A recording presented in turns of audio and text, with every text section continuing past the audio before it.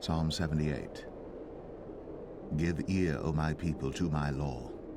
Incline your ears to the words of my mouth. I will open my mouth in a parable.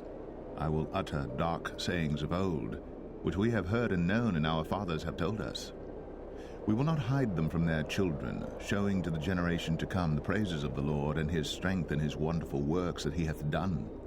For he established a testimony in Jacob, and appointed a law in Israel, which he commanded our fathers, that they should make them known to their children, that the generation to come might know them, even the children which should be born, who should arise and declare them to their children, that they might set their hope in God, and not forget the works of God, but keep his commandments, and might not be as their fathers, a stubborn and rebellious generation, a generation that set not their heart aright, and whose spirit was not steadfast with God. The children of Ephraim, being armed and carrying bows, turned back in the day of battle.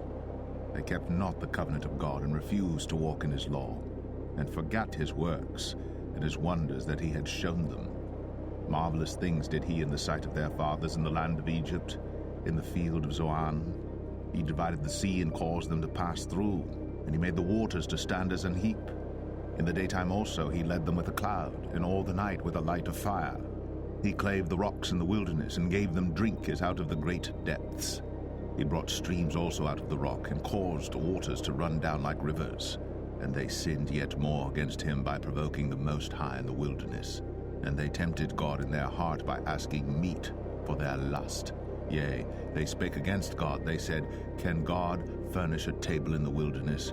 Behold, he smote the rock, that the waters gushed out, and the streams overflowed. Can he give bread also? Can he provide flesh for his people? Therefore the Lord heard this and was wroth. So a fire was kindled against Jacob, and anger also came up against Israel, because they believed not in God, and trusted not in his salvation. Though he had commanded the clouds from above, and opened the doors of heaven, and had rained down manna upon them to eat, and had given them of the corn of heaven. Man did eat angels' food. He sent them meat to the full. He caused an east wind to blow in the heaven, and by his power he brought in the south wind. He rained flesh also upon them as dust, and feathered fowls like as the sand of the sea. And he let it fall in the midst of their camp, round about their habitations. So they did eat, and were well filled, for he gave them their own desire. They were not estranged from their lust, but while their meat was yet in their mouths, the wrath of God came upon them, and slew the fattest of them, and smote down the chosen men of Israel. For all this they sinned still, and believed not for his wondrous works. Therefore their days did he consume in vanity, and their years in trouble. When he slew them, then they sought him, and they returned, and inquired early after God. And they remembered that God was their rock, and the high God their Redeemer. Nevertheless, they did flatter him with their mouth, and they lied unto him with their tongues.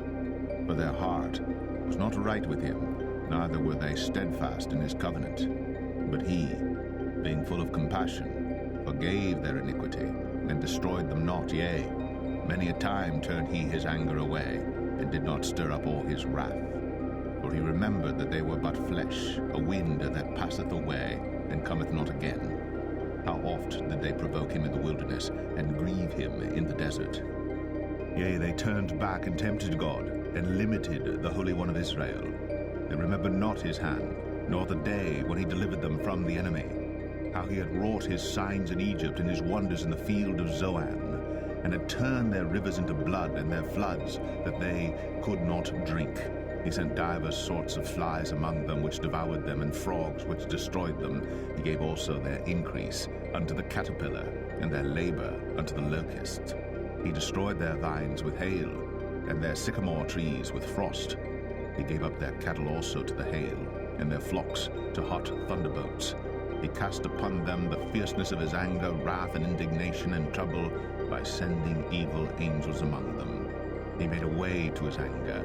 He spared not their soul from death, but gave their life over to the pestilence, and smote all the firstborn in Egypt, the chief of their strength in the tabernacles of Ham, but made his own people to go forth like sheep, and guided them in the wilderness like a flock. And he led them on safely, so that they feared not, but the sea overwhelmed their enemies, and he brought them to the border of his sanctuary, even to this mountain which his right hand had purchased. He cast out the heathen also before them, and divided them an inheritance by line, and made the tribes of Israel to dwell in their tents. Yet they tempted and provoked the Most High God, and kept not his testimonies, but turned back, and dealt unfaithfully like their fathers. They were turned aside like a deceitful bow, for they provoked him to anger with their high places, and moved him to jealousy with their graven images. When God heard this, he was wroth, and greatly abhorred Israel, so that he forsook the tabernacle of Shiloh, the tent which he placed among men, and delivered his strength into captivity, and his glory into the enemy's hand. He gave his people over also unto the sword, and was wroth with his inheritance. The fire consumed their young men, and their maidens were not given to marriage. Their priests fell by the sword, and their widows made no lamentation. Then the Lord awaked as one out of sleep, and like a mighty man that shouteth by reason of wine. And he smote his enemies in the hinder parts. He put them to a perpetual reproach. Moreover, he refused the tabernacle of Joseph, and chose not the tribe of Ephraim, but chose the tribe of Judah, the Mount Zion which he loved, and he built his sanctuary like high palaces, like the earth which he hath established forever. He chose David also his servant, and took him from the sheepfolds. From following the ewes great with young, he brought him to feed Jacob his people, and Israel his inheritance. So he fed them according to the integrity of his heart, and guided them by the skillfulness of his hands.